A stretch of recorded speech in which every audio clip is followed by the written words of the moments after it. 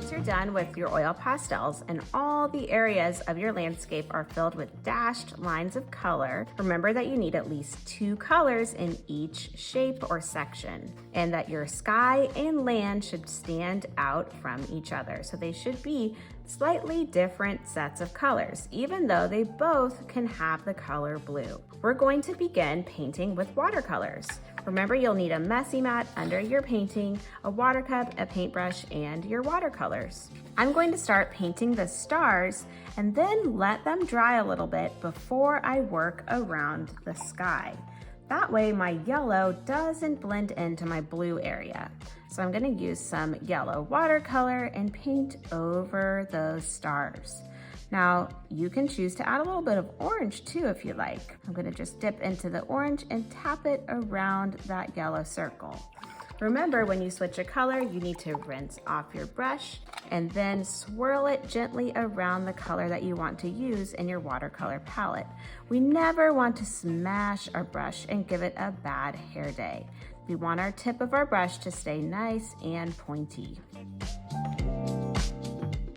I'm gonna go ahead and paint in the stars and moon.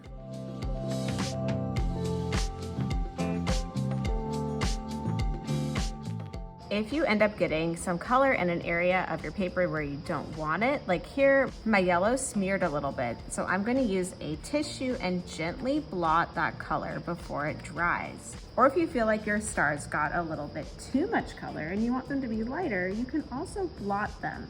So I'm blotting a little bit of the orange, so it's not quite as vibrant. But gently blot just the area that you want to remove the paint from.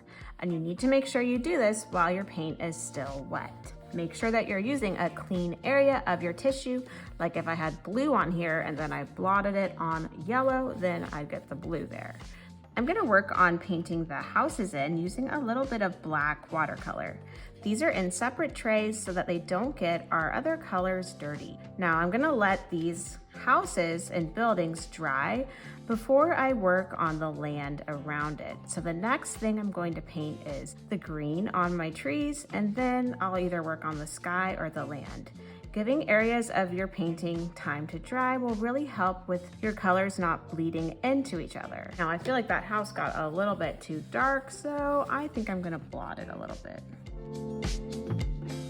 I'm gonna go ahead and paint in the rest of my houses. Next, I'm going to work on the trees, making sure to clean my brush because I used black, and I want to make sure I get all the black off of my brush so that I don't mix it into the green. Now remember, when you use oil pastel and watercolor together, they resist each other. So that means that you might see your watercolor kind of bubble and just sit on top of the oil pastel. That's what it's supposed to do. That is called an oil resist. You may want to add a little bit of brown or black into your trees to give them a darker look. Remember, this is called starry night, so it is nighttime, even though the stars are shining bright. So I'm just adding a little bit of black, not too much. A lot of black goes a long way. And I'm mixing it into the green while it is still wet. Now that my stars have started to dry some, I'm going to work on painting the sky. You can tell if your paint is still wet if it has a lot of shine to it, but I can tell that some areas are starting to dry, so I can carefully paint around those with different shades of blue. Now remember, Van Gogh's Starry Night has motion or movement in the sky, so I'm gonna try to paint showing that movement. I'm still using little brush strokes of color, just like Van Gogh did. And I'm going kind of in that wavy, swirly line to show that there is wind in the sky. I still need to fill in all of my space, so I'm making little dashes of color with my brush and carefully painting around the stars. If you mix yellow and blue, that makes a green, and you may not want that in your sky. So remember to be careful around your stars and make sure that they have dried. If you want to take a break and move on to another area of your painting, then you can while your stars and moon dry. I'm also going to layer a little bit of black here because it is supposed to be nighttime. But remember, black goes a long way, and if you don't like the way it's coming out, you can blot it before it dries.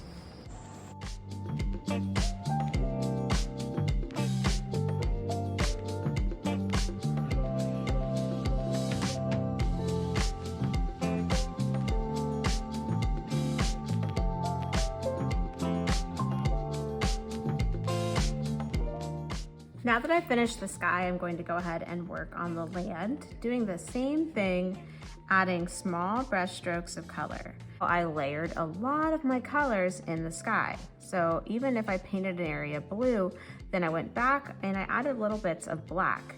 I'm adding purple here on the land because I chose to use purple in my land. Remember, you can choose your own colors and make it your own. You just want to make sure the land and the sky look different. I may even add a little bit of green here in my land. And I'm painting in the direction that the lines go. So I don't want to paint up and down here because the lines all go across. Even though they are wavy lines or curvy, they go across the landscape, not up and down.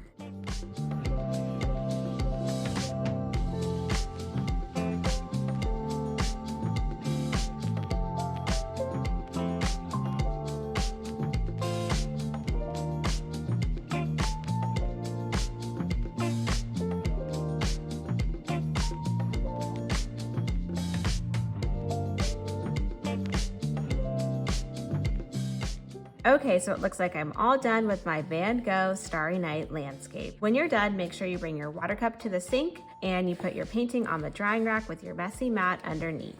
I hope you had fun learning about the artist Vincent van Gogh and creating a landscape inspired by his Starry Night painting. I can't wait to see how yours turns out.